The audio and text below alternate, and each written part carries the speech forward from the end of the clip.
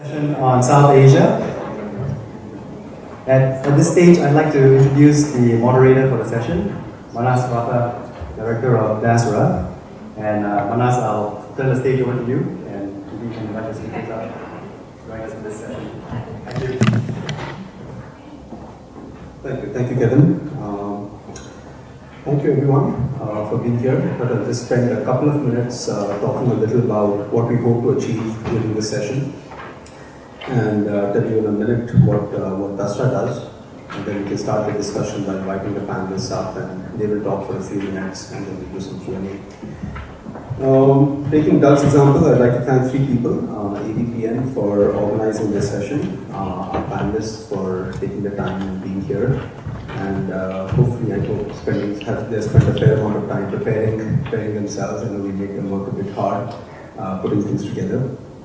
And all of you for being here, and I hope the discussion we have about the Indian experience over the past few years is helpful in some way to the work that all of you are doing in different regions. People ask me to, people from the Indian space, and as we have gotten different viewpoints and the kind of questions that many of us have been hearing about India, they asked me to talk a little bit about setting the context of what's happening in India and so on. And the Indian social impact space is very large. It's a very large country. It's a very vibrant space. And the organizations, whether non-profit organizations, social enterprises, as well as the different kind of funding organizations, do have a lot of different challenges. Some of which are unique to India, but most of which are not. And they do a lot of much needed work given the scale of our challenges. The scale of the problems have their own unique characteristics. You have 800 million people who live below an income of $2 per day. You have 500 million people who don't have access to energy. You have 300 million people who don't have access to basic healthcare. You have 300 million children who don't have access to decent education.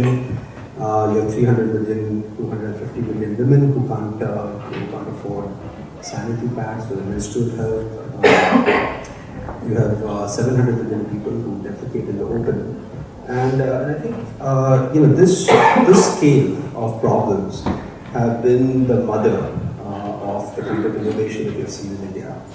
And I think it's important to understand that while different regions have got different issues, I think just the scale of these issues and the complexity of India, cultural, geographic, and so on, and that has driven the kind of innovation we see and the kind of lessons that our panelists today will talk about. And many of those lessons can be applicable to different geographies, different issues, different places, based on the similarity and the applicability. So today, we have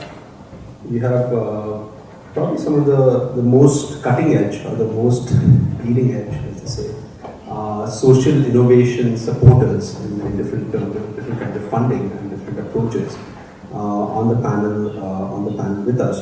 But I think the three problems that I've been hearing about over the last couple of days at different forums here, which we share with India, the scope may be different, the size may be different, the time in the life cycle of evolution may be different. But the first one is, how do we create larger numbers of high impact social enterprises? These may be startups, these may be organizations that have reached a certain scale, they need to scale further because if you're addressing the needs of millions or hundreds of millions of people, you don't need a lot of startups, you also need a lot of large scale organizations that know what they're doing, have the resources, the managerial ability to manage and drive this kind of change. Another question is around, and this is something we struggle with in India, so whether you're an impact investor here or in India, a philanthropy organization here or in India, you talk about investor-ready organizations who can take that capital and run with it and deliver results. The second is around the regulatory framework. What kind of regulatory framework incentivizes and motivates social impact players, both the delivery organization, the funding organizations, and intermediaries. And we struggle with a lot of regulatory issues that often inhibit social innovation and social impact. And largely, how do we engage people and organizations that have got deep pockets, vast amounts of funds at their disposal, and get them to not just open up their pocketbooks, but to think more strategically about their role in society, about their role in creating this change, and actually getting them into an engaged discussion and participating in this process, which can be more impactful and more transformative. What I'd like to do is just spend a couple of minutes to talk about some of the lessons that we have learned at Dasra in working on some of these questions and issues over the past 14 years. We are a small organization, but I think some of the things that we have evolved over time, we're looking at the challenges, looking at what's not happening, and saying how do we make it happen. And I think some of the lessons that we've learned are quite transferable and quite useful. Now, over time, we evolved two core missions. I think the first core mission that Deval started with when he started Dasra in 1999 was to find and support high-quality social entrepreneurs, or to find high-quality social entrepreneurs and support them so we can scale and have maximize their impact. And along the way, we developed a second mission, which was to build a culture of strategic philanthropy, or venture philanthropy, in India, so that Indians take more responsibility and become more aware about how to solve our country's problems rather than depending on foreign capital and foreign institutions of time. And along this way, to talk about the second part, which is engaging people with the resources. I think what we realize is people really have two problems. Right? Two problems. So either you believe that you have a role to play in wider society and look beyond your family and your friends, or you don't. And if you do, and you believe that you have the resources and you have an obligation to do something for broader humanity, you have really two questions. One is, who do I support? And second is, what happens after I support them financially? And these are not just simple questions about finding the right organization or getting reports back on the funds. But if you take the venture philanthropy approach, right, and that's really what we're trying to do. We're saying, who do I support means finding a cause and finding an organization through a sort of a rigorous, some sort of process where you find the right organization to support. And then what happens to my money is about not just getting back reports or use of funds, but really understanding what are the impact generated, what's the best model, how can it be improved, and how can we get more bang for the buck, right? And people are busy, and therefore you need to make the answers to these questions as simple for them, because even if they have the intent and they have the capital, they usually don't have the time. And it's very important. A lot of people feel like, why don't people care enough to give more time? But one has to make it easy and understand where they're coming from in order to do that. So briefly, we have developed an end-to-end process, and we love partners. We want more people to take on these processes, so we have to do less and less over time. And we are now focusing on scaling our model and sharing our lessons with anybody who wants to listen. So thank you for listening. You can't hope to be strategic or impactful if you don't really know what you're doing, and you will only know what you're really doing if it comes from a reasonably rigorous process of research and scoping the market and learning from other people's experiences to figure out what works and what doesn't work. And so our model starts with research. Frame a problem, usually a problem that is underappreciated or not very well understood. So let's understand what we want to address, what's the problem we want to address, and then map the market out. Meet sector experts, meet as many of the organizations who are involved in that space to get not to collect mountains and mountains of data, but to really understand what's going on, what are people doing, what's working and what's not working. And through this due diligence process and site visits, typically behind a research report, we meet anywhere from 15 to 40 organizations and spend 3 to 4 days with them. It's not a 2-hour conversation, so spend 3-4 days, see what they're doing, understand what's going on. And the idea behind that is to identify organizations who are outstanding or who have the potential to be outstanding. A lot of donors, the traditional donors, use metrics like what's your past record, what's your different cost structures, what number of beneficiaries you have, as the key driver to identify the most impactful, the highest potential organizations. And I think what we have found, and a lot of people are doing the same thing, it's not unique to just us, is we look more at a venture capital approach, right? Which is you're betting on people, you're betting on their ability to do something outstanding. And therefore, we spend a lot of time understanding their motivations, their lessons, their failures, how they have evolved over time. Are they wedded to an ideology and a process, or are they open to change? And through this process, over a period of many, many months, we try and identify 3 to 5 outstanding organizations who we believe are innovative, and with the right support and the right funding, they can scale massively. That's the whole process of research and due diligence, and it takes a long time. The second aspect is around developing philanthropists. So we want people who are engaged, but we understand that they may not have a whole lot of time to get engaged. So we make our research and our due diligence available to them. We ask them to make a pretty significant commitment. It's not huge, it's not small, but we do look. We put together giving circles, and each individual commits $70,000 or so over a 3-year period. We feel this amount that's big enough for you to really care about what's going on, so you can actually spend time reading the research, reading the reports, and thinking about it.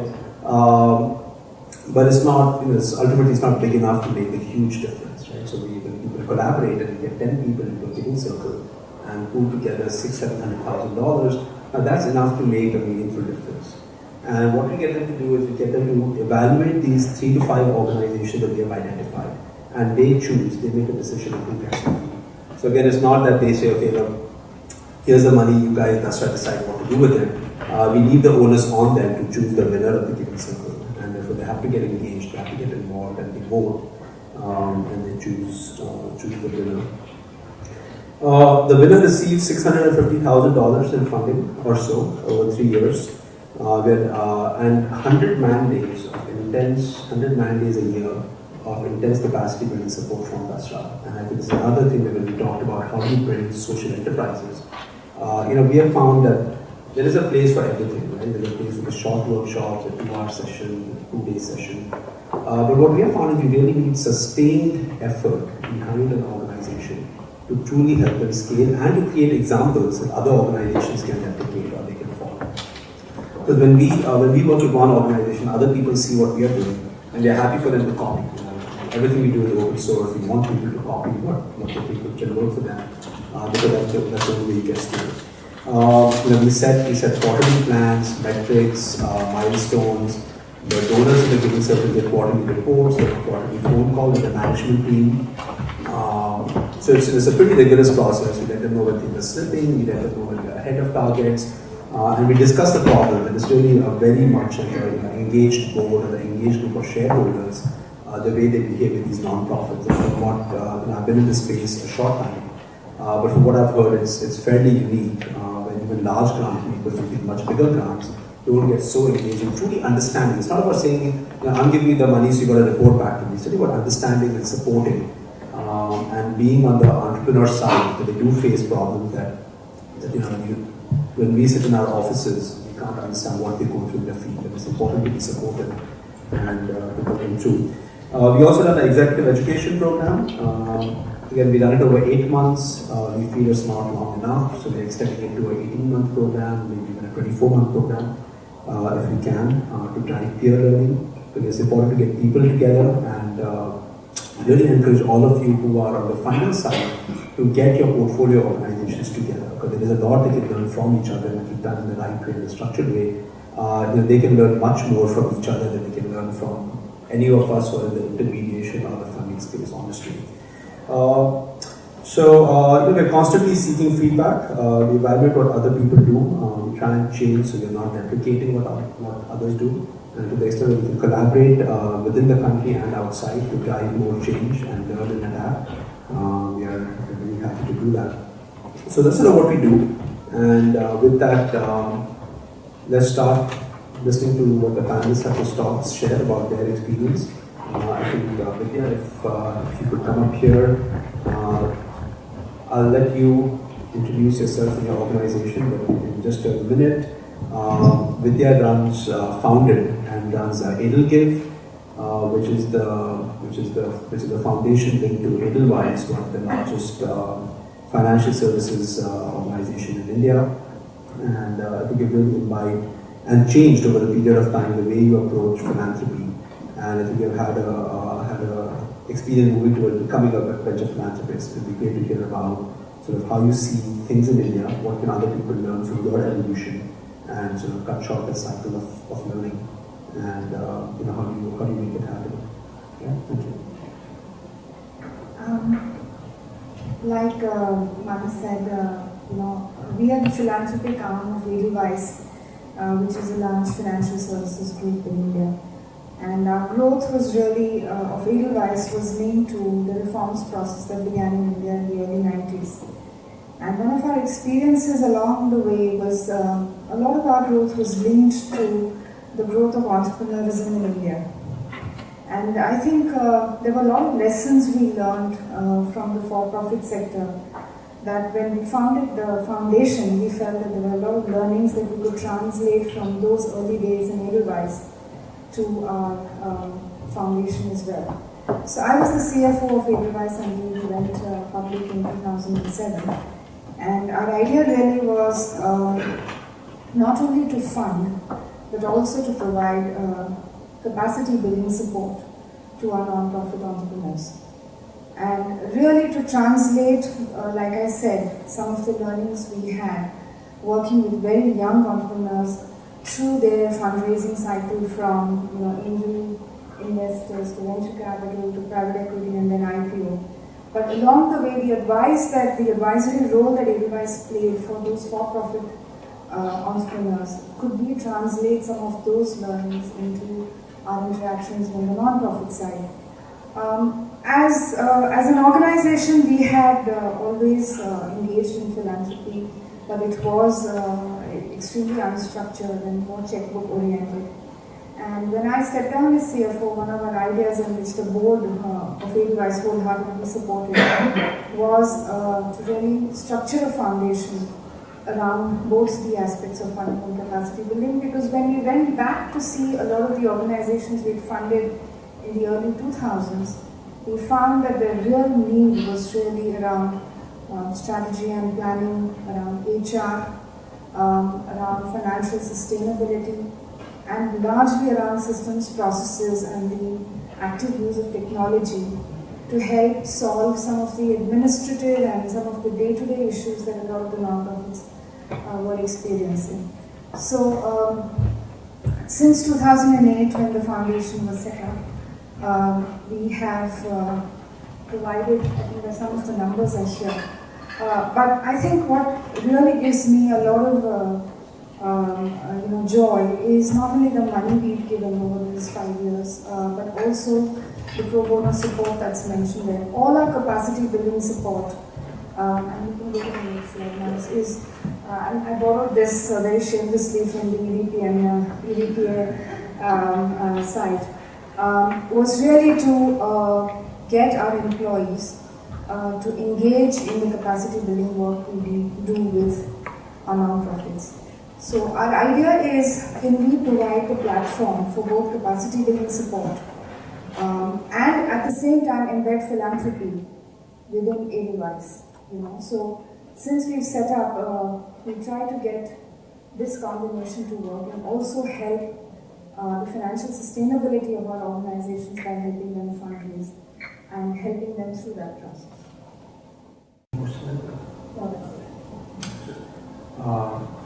Robert, would you like to come up and talk about IIX, which works on a pan-Asia basis to bring angel investors or financial investors into social businesses together. And he spent a lot of energy actually working on the business plan of these organizations and then trying to pool the funds together to make investments.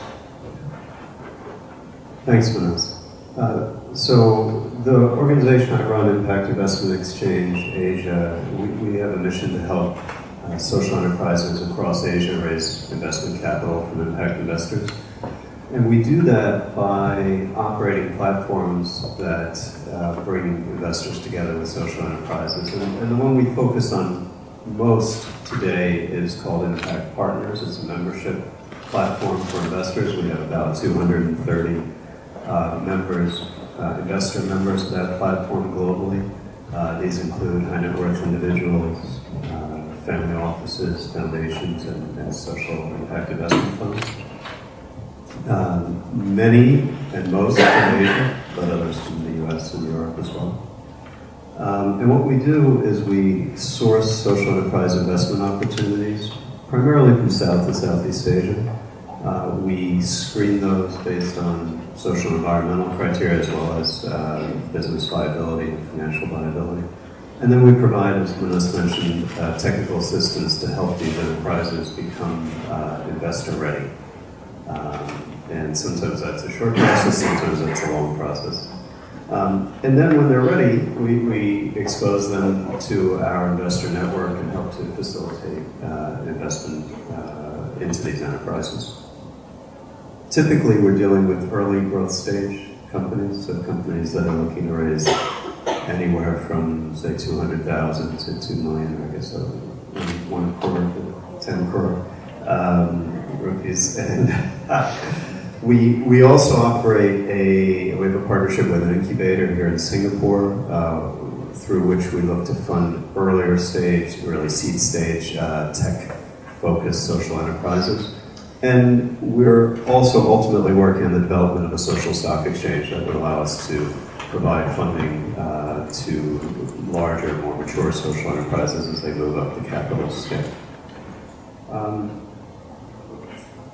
Through our nonprofit arm, I should mention, which is in Agnostic Shujok, which is a word, a Bengali word that means opportunity. We also do research in the space. We do impact assessments, and quite a lot of advocacy work. The keystone of that is our annual conference here in Singapore, which is coming up on June 13th and 14th. So I hope to see some of you there. I just wanted to make 3 quick points to start off the session. I'll be relatively brief. The first is about the importance of philanthropic capital combining with investment capital in this sector. Our focus is on bringing impact investors and on mobilizing investment capital, but we see I think we all should realize that the involvement of grant capital in supporting social enterprises is extremely important. I'll just take one. I think that philanthropic capital is uniquely well positioned to look at funding innovative organizations that are doing something unique, that is unproven, has the potential to have great impact, but just is at this stage too risky for investors. And so just to take one example of a deal we recently worked on and closed in India, it was an innovative company trying to access what's been a very difficult market, SME lending, and they had a unique take on how to do this. And their seed capital, or at least a very large part of their seed capital, had come originally from a foundation that provided a capital that allowed them to build their organization and really take their idea to a proof of concept. And it was at that stage they were then able to go out and raise a round of investment capital that we helped to pull together. So I think that type of combination is something that we need to encourage and is a very promising way to take social enterprises to that proof of concept stage. The second point I'd like to make is about collaboration between local and foreign investors, and I think this applies to philanthropists as well. And we hear about local and foreign, and I think we should really actually think maybe in terms of 3 different groups. There's the sort of Western investors that have been pioneers, actually, in a lot of impact investing in the US and European funds and individuals that still provide actually quite a lot of funding in the space. There's then a regional group of investors, which we spend a lot of time trying to develop, people who are individuals and family offices based here in Singapore and Hong Kong, in other areas that are taking more of a pan-Asian approach. And then I think the third category is the truly local investor, the Indian-based angel investors, the Indonesian-based angel investors. And we need to, I think, build up the collaboration between all 3 of these groups. And I think that's where we are primarily focused on the first 2 categories, and we're looking to partner with organizations like Dastra, like IntelliCap, to access and sort of combine those with the domestic local investors. And the very last point I'll make very briefly is that we're on, I should just mention, we're on the South Asia panel, and I wouldn't be surprised if we spend 90, if not 100% of our time talking about India. But I do want to point out there is more to South Asia than India, and it's not a criticism, because there's a lot of, we all spend a lot of our time thinking about India. There's a lot going on in India. There's a lot that needs to happen in India, so there's no criticism implied. It's more of a challenge of how do we think about taking what's working in India and expanding it beyond that. How do we access Bangladesh? How do we access Sri Lanka? How do we access Nepal? And is it, and I don't know the right answer, is it a matter of Dasra expanding into Nepal? Is it a matter of us learning from what Dasra has done in India and then trying to figure out how to what's the right word?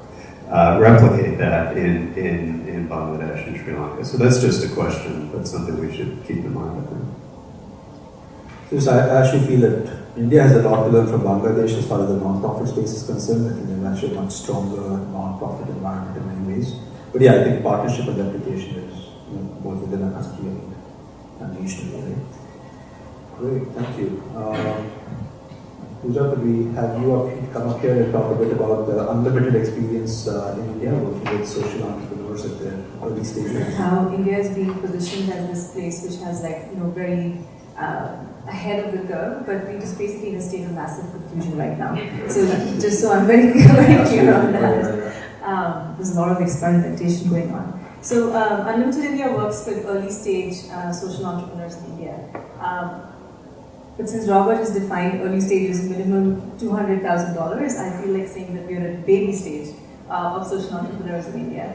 Our role is to work with them from an idea stage to a point where they have an up and running model that creates impact, to a point where they have other funders or investors putting money into them, and where their organization is pretty independent and they don't need us anymore.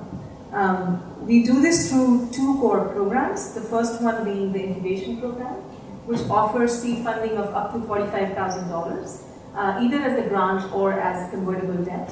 And then each level of funding is backed by a whole package of non-financial support that is tailor-made as the entrepreneur and their venture grows.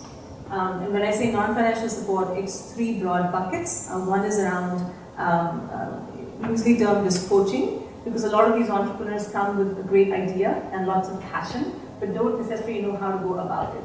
So our work is to actually kind of work alongside them to tell them what are the next steps to take. The second is around peer learning, which Dasra has a great model around how these guys can learn from each other.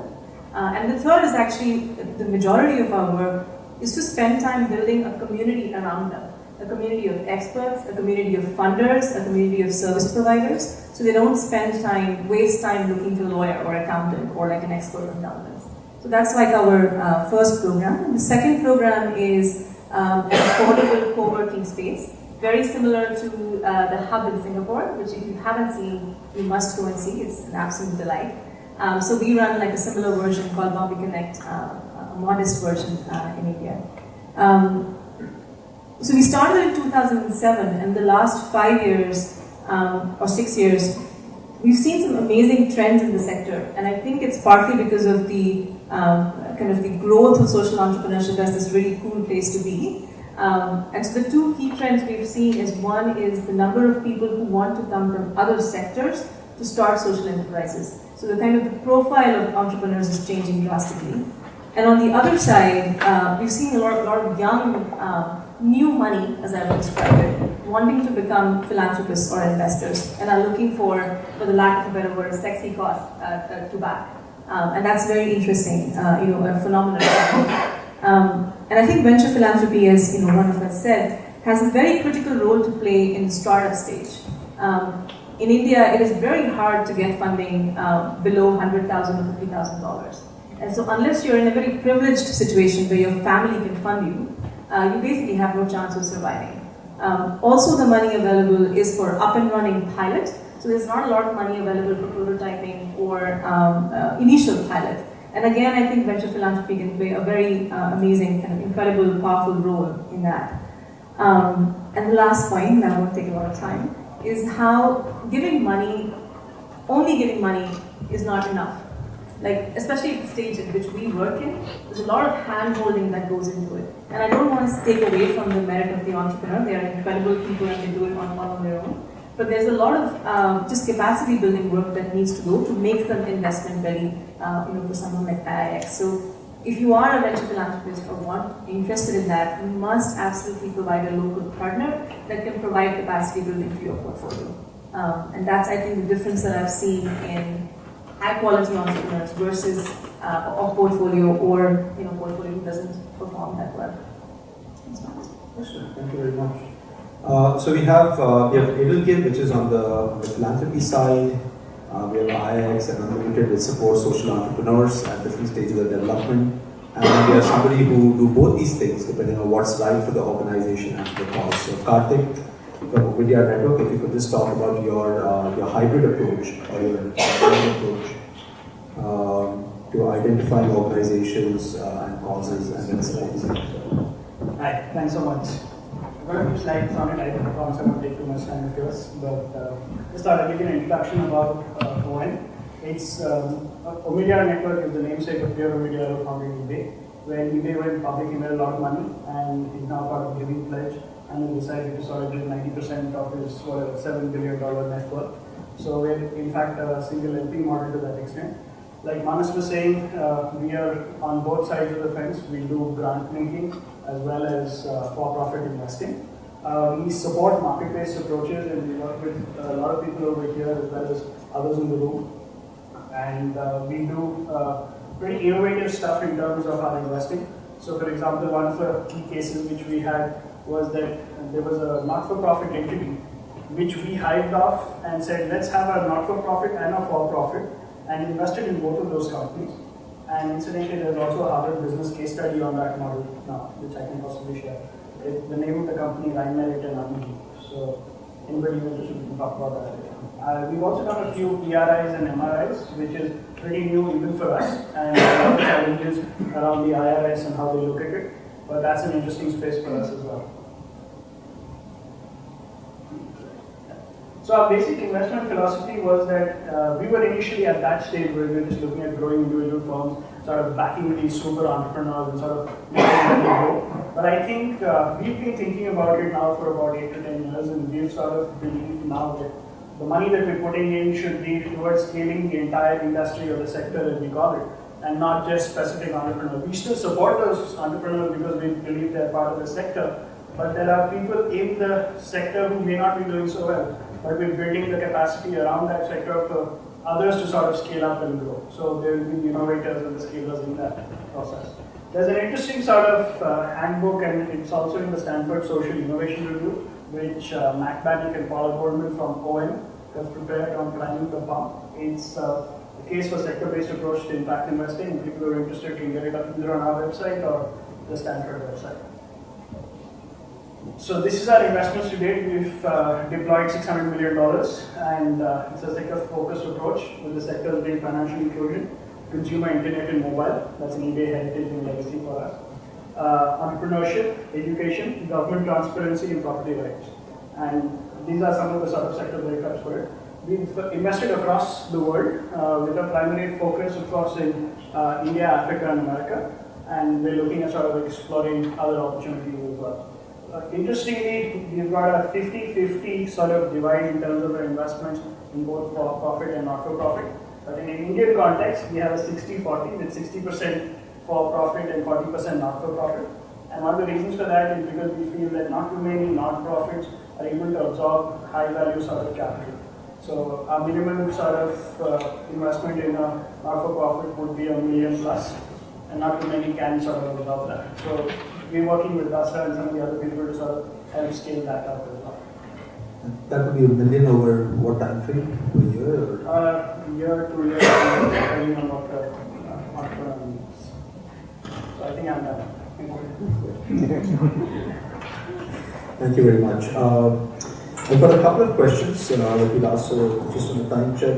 We spend about 10 minutes on some prepared questions, then about 15 minutes or so on open questions that all of you may have.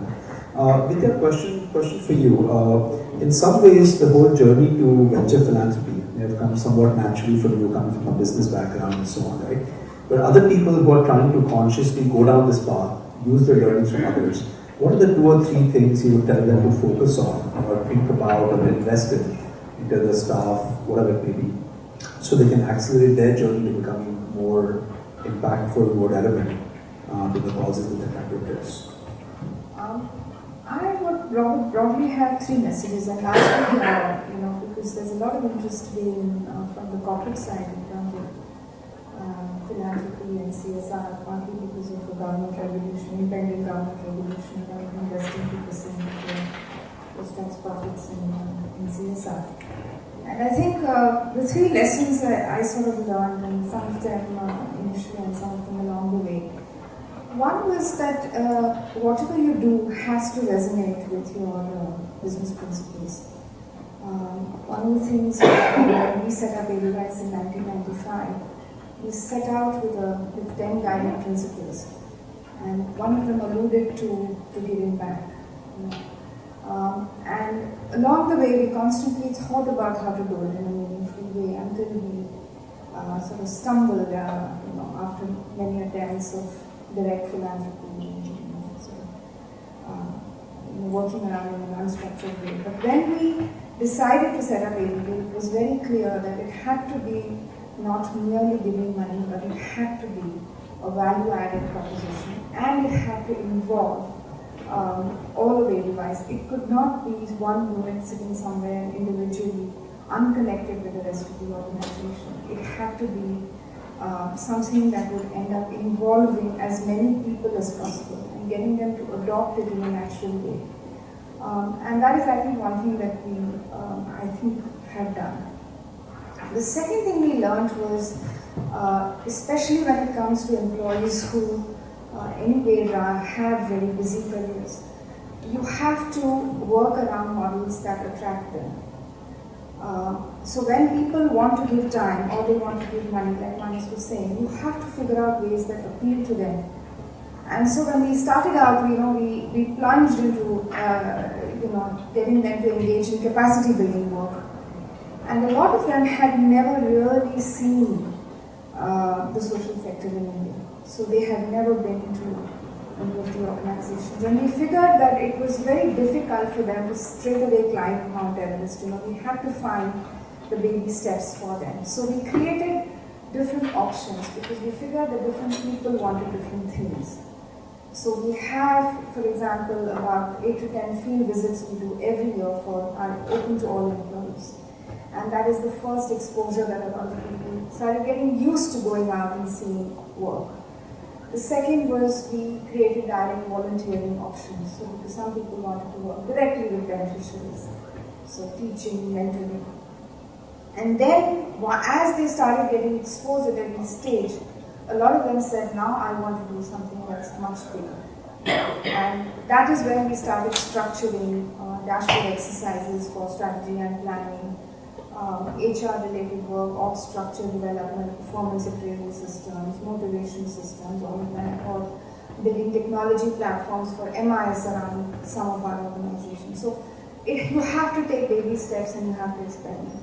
And the third thing I think is to learn to take risks, because you have to be able to work with entrepreneurs and take the risk of working with early stage, middle stage, get over that initial hump of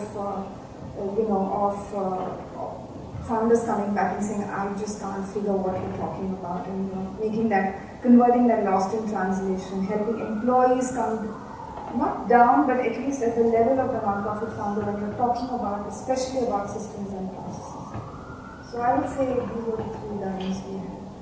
So if you take each of your employees who have been engaged as a venture philanthropist in their own right, you really need sort of a process, even a school for venture philanthropists to engage them and cultivate them. And that's actually something we see with the Dasra Giving Circles, where it takes a year or 2 and several meetings and events to actually convert people to thinking a different way and then acting upon it.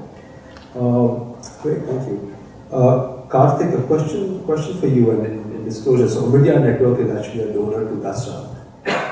And one thing I would say is that with a strategic or with a venture philanthropist coming to you, it does increase the work for the organization to keep them happy and to answer the question that they have, right?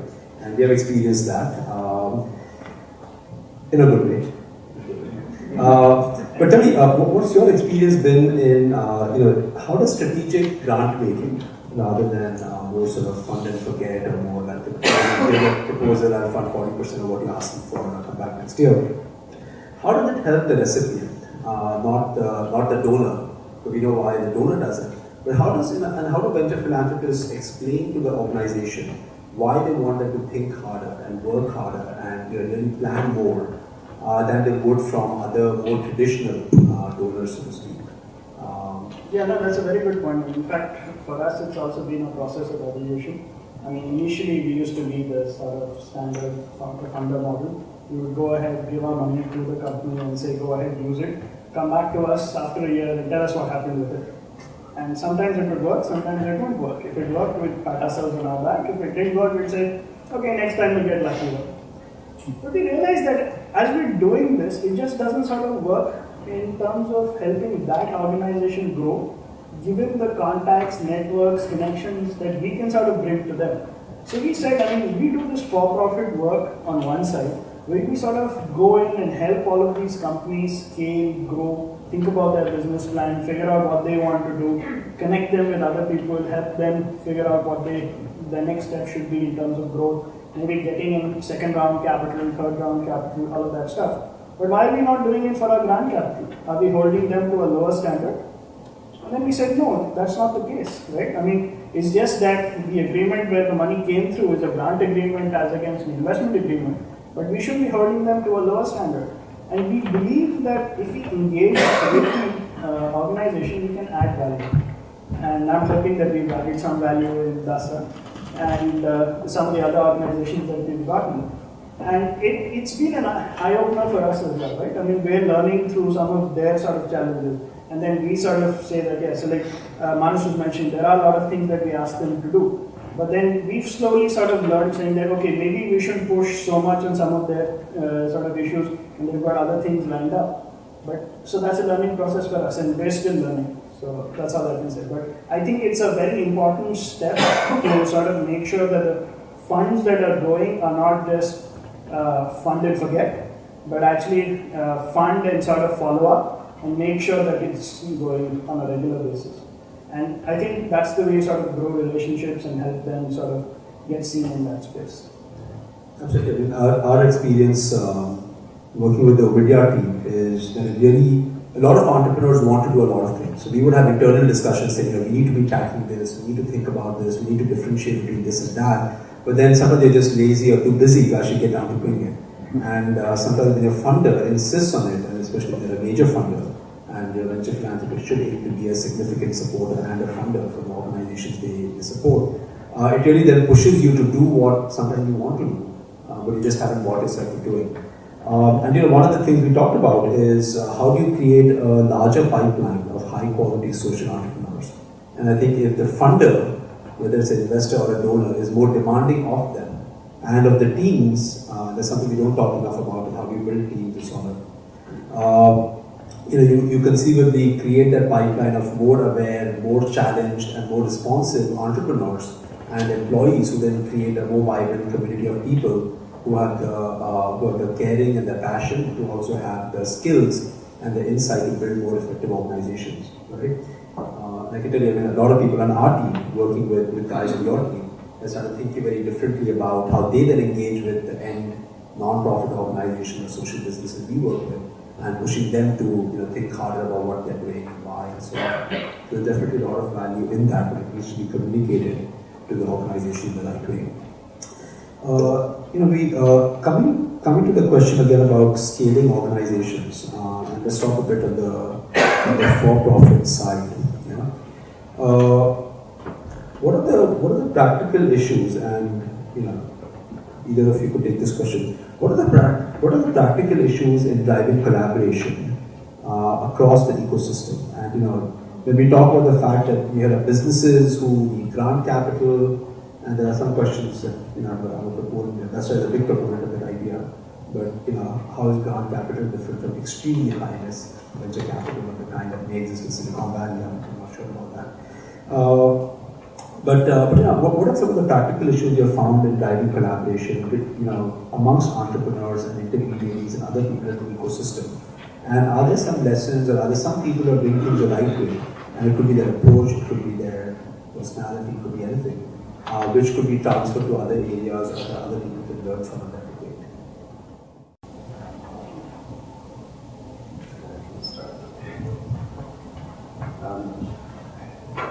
I don't know if I'll answer the exact question, but I will say when we talk to about mixing philanthropic capital and investment capital, you get kind of there are two diametrically opposed reactions, I guess, from the potential grant funder. One is, this is great, I'm getting the leverage, I can put in X dollars and leverage additional capital from investors, and that's fantastic because it leverages the impact of my money. The opposite reaction is, well, why am I subsidizing these investors? And I think, in a way, natural reactions. I think it does come down a little bit to structuring and understanding the role of the two different types of capital. And I don't think there's one easy solution, but clearly the example I gave before, where you have grant capital coming in at a time when something is too early stage and too new for anyone to take an investment bet on it. And I'll take your point that our Silicon Valley does a good job of doing that in a commercial way, but I think both because we don't have Silicon Valley in Asia yet, and because inherently I think a lot of the models that the social entrepreneurs are trying to put in place are even more difficult than kind of with just a great business idea. They're almost by definition addressing markets that are difficult to address, and so there's a greater need for innovation and frankly a greater risk involved with that. So I think that's one way that, an important way that grant capital can play a role in this sector.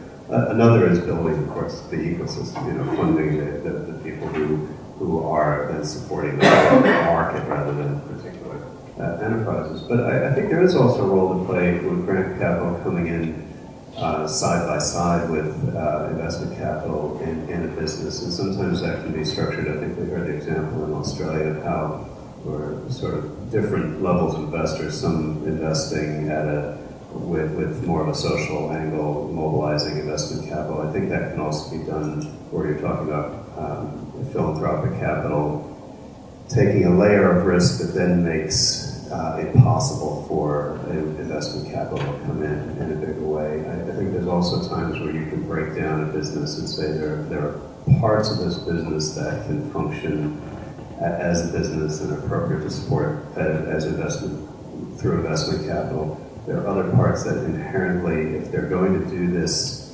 additional work that will have direct benefits to the beneficiaries, that needs to be subsidized. And so there are ways to break up and have philanthropic capital subsidizing a particular outcome or a particular program, whereas investment capital may be funding the organization as a whole. And I'm thinking of,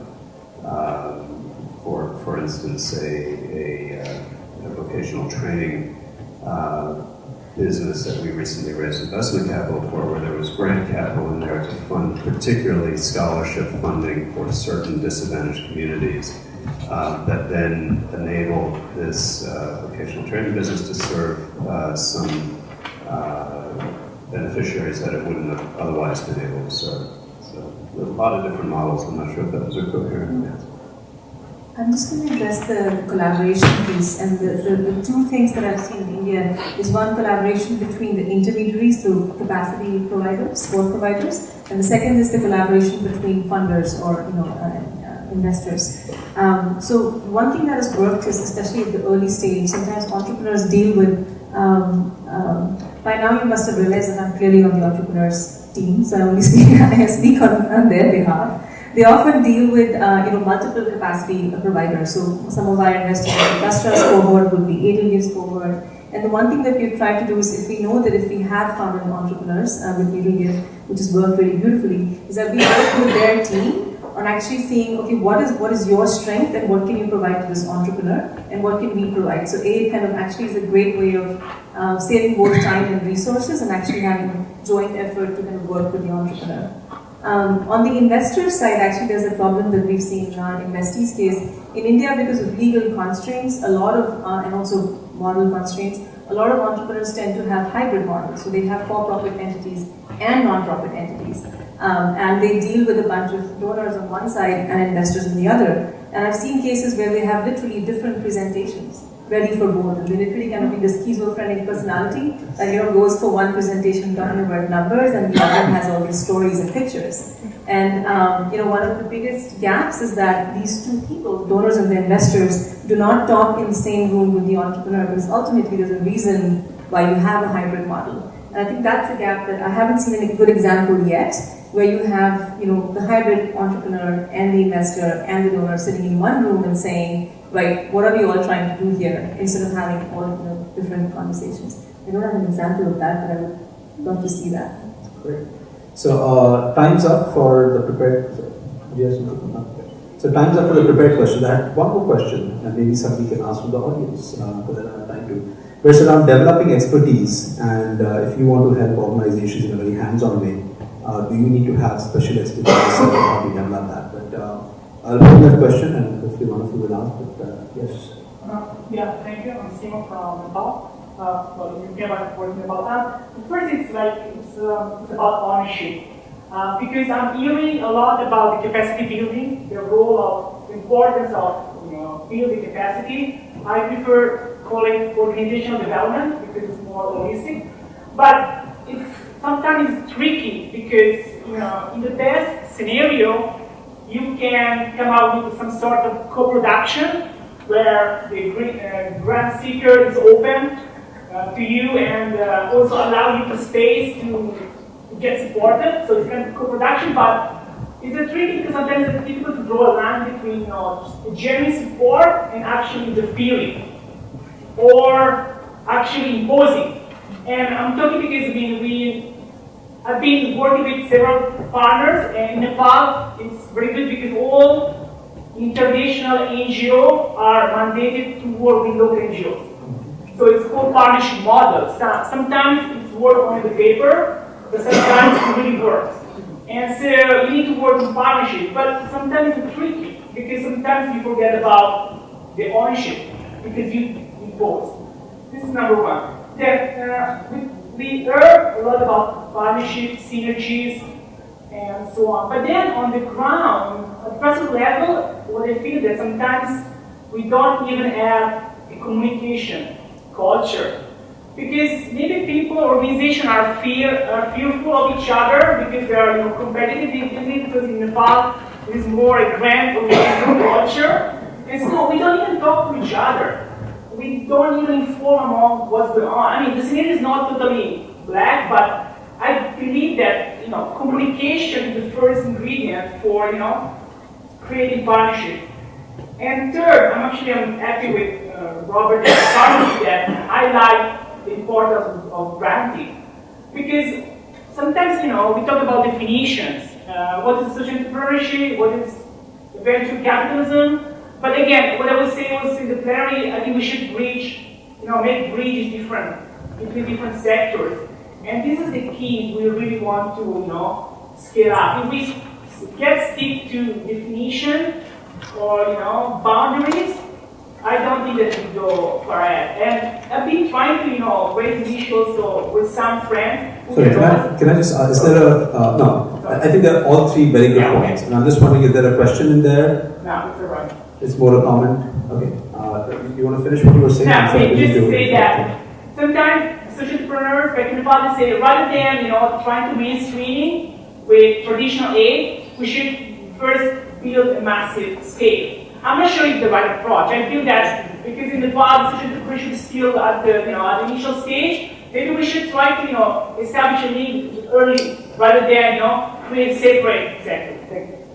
So again, so my comment on that would be, I think what you observe about Nepal, I think we all can agree is largely again true in India. So scale and size probably doesn't address the issue. I think it's really working with the fundamental way that each kind of organization operate and what they believe in that needs to change in order to provide more collaboration, more respect and understanding for what the other party is doing and how you complement them instead of impeding them.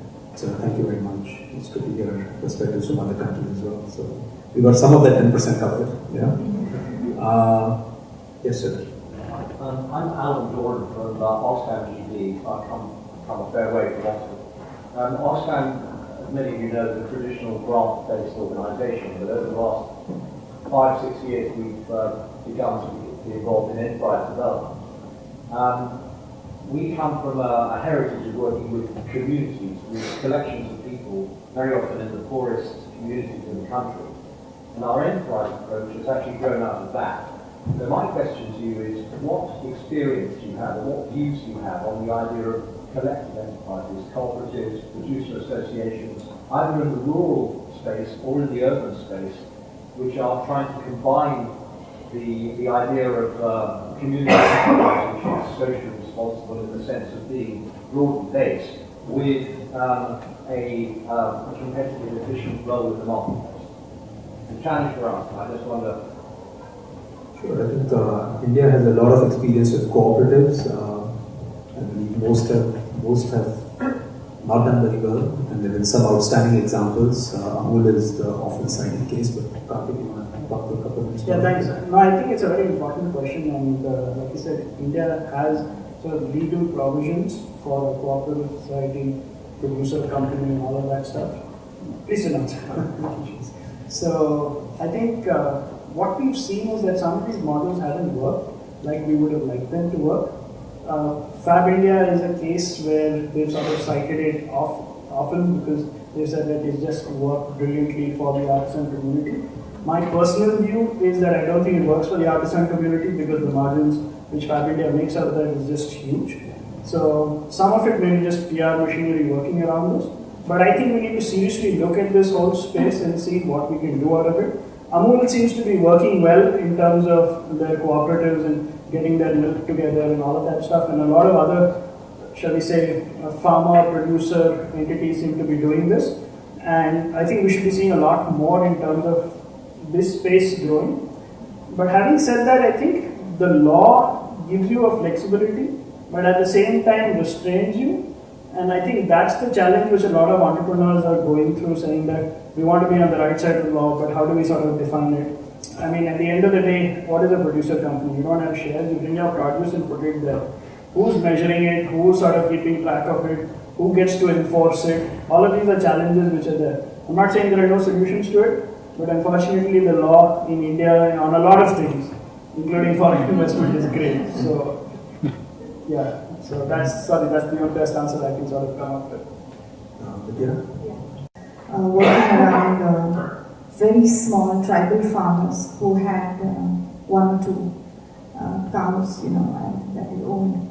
And our experience over the last 2 to 3 years is that the funding was very important, but the market linkages was even more important, particularly because they were so remote and unconnected.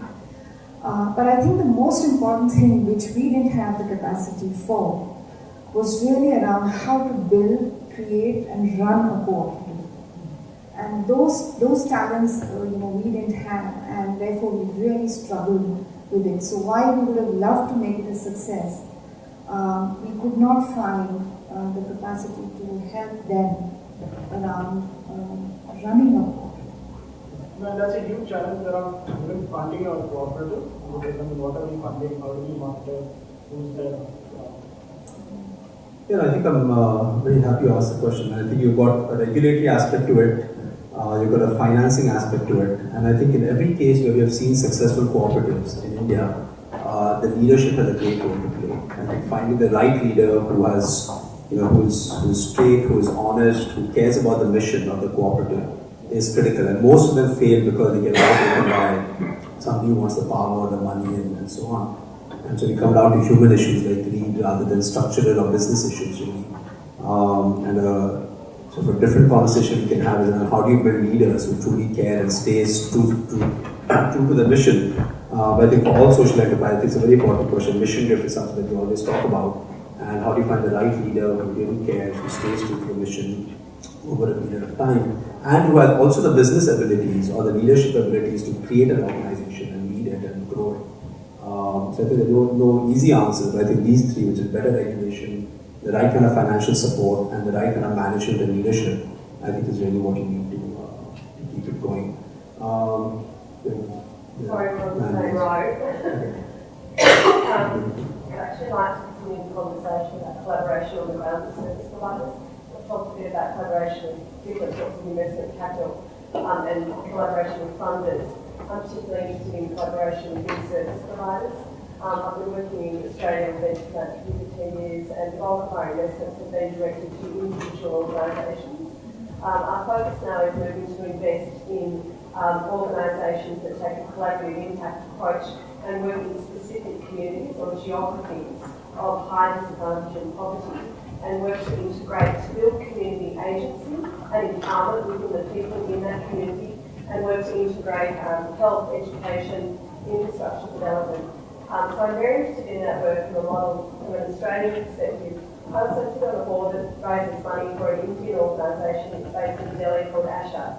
And they, to me, have a very successful model of this collective impact approach that works one slum at a time to renew based on community agency and integrated service delivery. They have worked now with 400,000 people across Delhi in 50 slums.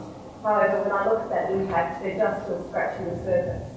So my question to you is, with that collaborative impact model, how can that achieve scale, recognising the need for these solutions to be customised to the local community to build engagement and empowerment at a local level, but yet can leverage off infrastructure at a national or potentially international level? I'll try to attempt answering that question because we have one organization. Vidya, can I just add one more angle to that question? So how do you make sure the funder, you truly listen to what's happening on the ground and what the organization needs instead of imposing what you think must be done? So we have one organization in our portfolio that has really, I think, successfully worked around the collective impact approach. And it works in one of the largest slums in Calcutta. And started out with education, but very quickly realized that the work had to expand to health, to women's livelihoods, rights, and a lot of other approaches. I think we have found it very difficult to get him to scale, partly because the population that he's serving itself is so large, and the issues are so complex because everything, as you would realize, everything feeds into each other. Founders then get confused as to what to really try and tackle first, because this community had very high rates of men's unemployment, alcoholism, wife beating, and and drug peddling as well. And then if you start with education, how do you really move on in a structured way? And I think just to answer, I really don't have an answer right now, but we're very happy with the work that has actually happened in that one community. And it's large enough for us to be satisfied at this time.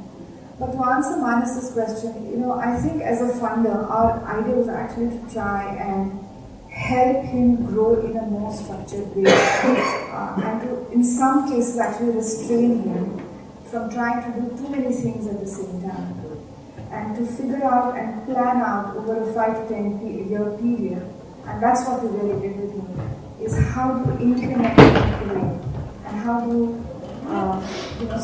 in business, how you grow in adjacent markets. Similarly, in this space, how do you move from education to health, and then a lot of work around population, HIV/AIDS, and maternity health, etc. How do you do that in a very systematic way? I think that was really our contribution in this project. I think, as Vidya said, that it is very hard to scale such an initiative. Mainly also because it takes a lot of time. If you're looking at just traditionally, I think many organizations are focused on the development of one community from every angle, and that just takes a lot of time. It's not a period of like 3 years, or at least in India it takes at least 5 to 10 years, if not more. The two things that I've seen, work to an extent is one is just the idea of the organization itself opening out to possibilities of replication by other people. So I'm looking at the example of Barefoot, is that what it's called? Barefoot College.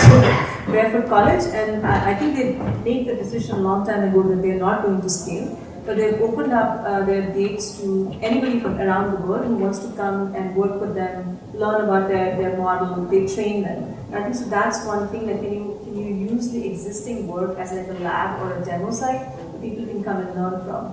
The other thing that I've seen is where a funder or an investor, mostly funders themselves, takes the onus of, of the replication. So actually looking at saying, if you're working in 5 different countries, can you take a successful model and plant the seed in another of your countries? So I think that's looking at scale, not just as growing one organization, but actually looking at replication and open sourcing, I think will be a better, in my limited experience, works better in working with communities. This is personal experience more than anything else. I think during our travels, we were in Iraq, and we were in Leh, and we were talking to the driver of our vehicle, and he was saying that the marriage costs in Leh are all fixed. So whether you're rich or you're poor, the community has decided that that's the cost of marriage. And so he said, so who decided this? Is this the local politician? He said, no, there is no local politician. It's a group of women who sort of created a community network, and they've sort of imposed this on the community as such, and because they don't want to have that difference between rich and poor and people who can't afford sort of trying to move up and sort of compare with the Jones. So I think that's been a great thing. The other thing we've been doing is sort of making sure the whiskey shops or the alcohol shops or cigarettes, pan masala, all of that is restricted or banned.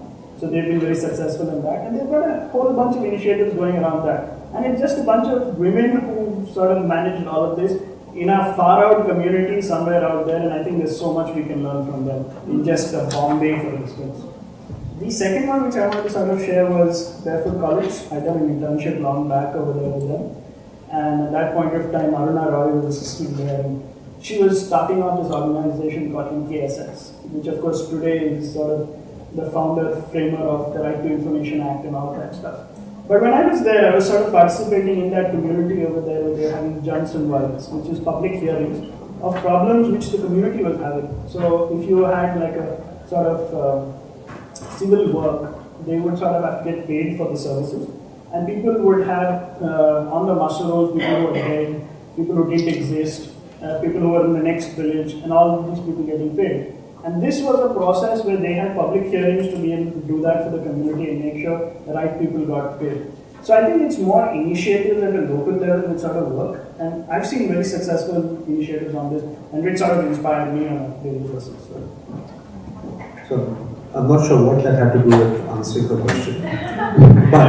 but I think the important lesson is, I think, mobilizing communities and getting work at the community level is probably far more important than collaboration among intermediaries or funders and so on. And I think the most sustainable changes we have seen are where people self-organize, maybe with some support, with some help, but they really self-organize and self-solve the problem. It's not the fastest process. So really quick question. Amongst funders, right, so most of us are funders, in the South Asian context, what is the one thing that funders are really not doing well enough? Or maybe if I turn it around, there are clearly areas where the opportunity costs of making mistakes in funding are really high, and the opportunity costs of moving too slowly is very high. There's a loss of urgency along the process of due diligence and everything else. So, what is the biggest mistake that's happening now? What do you think we should be doing to fix it? It's not that not doing well, but I think the increasing attention on impact measurement and like how far do you go with impact measurement, and what are the kind of metrics you are using, and for what entrepreneur at what stage. I think there is right now a tendency to kind of adopt this one framework which may not apply to all entrepreneurs at all stages. And I think as a funder, taking the time to understand like what is your entrepreneur trying to do, and what are the metrics? Because I've seen cases where entrepreneurs actually either spend a lot of their time measuring stuff that is absolutely irrelevant, or creating fake data, which again is irrelevant. So I think that's one thing that I would love for funders to do, is take the time to know what is the impact that we want these guys to show us, and not kind of have one tailor-made, one solution that's kind of being used globally. That's it. As Karthik also said, we need to sometimes step back and say, let things go, if necessary, in order to get work done, right? Yeah. I think from my personal experience, and also to take off from what Vijay was saying earlier about donors getting together and actually talking about the future of the investees that they're supporting. So there's one organization that we support that we approached on their behalf, the Michael and Susan Dell Foundation, and started collaboratively talking about scale, because all of us want scale, and however we're not willing to have the conversations around scale with other interested parties in that organization. And that's what I find we do actually not very well at all. And with this organization, it was the first experiment that we tried, and we said if we wanted this organization to grow from 15 schools to 150 schools, what do we, the 10, 15 donors, what do we need to do to help them do that? And it was a very, very good experiment, and I'm not sure if I can really replicate it with other organizations as well. But all of us actually took out a day, just the investors took out a day and sat down on the table and said, is this the right way to do it? Should we get somebody as large as NSDF to come in? What will be their requisites? Will we be able to cope? And what do we as donors, what do we need to do to ensure the success of this program? I think that happens very, very little and very, very well. Thank you. I think unfortunately we need to end the session now. Please do continue the discussion. The 4 points that have come up in this discussion and others like this. Focus on an issue as a venture philanthropist. I think building focus, building expertise is important. A strong process to select the right organizations that can achieve the goals that you as an investor want to see achieved in this world. Deep and long-term support, I think depth and term is important for obvious reasons. And ecosystem development. I think especially on all 4 really, we need collaboration at multiple levels. So I'd just like to leave with this. Clearly we need all of us in our respective countries, communities, sectors. We need large-scale, efficient, effective organizations. We need funders who are focused and strategic, and who are committed for the long term. I think time frame is important because it does take time to deliver change.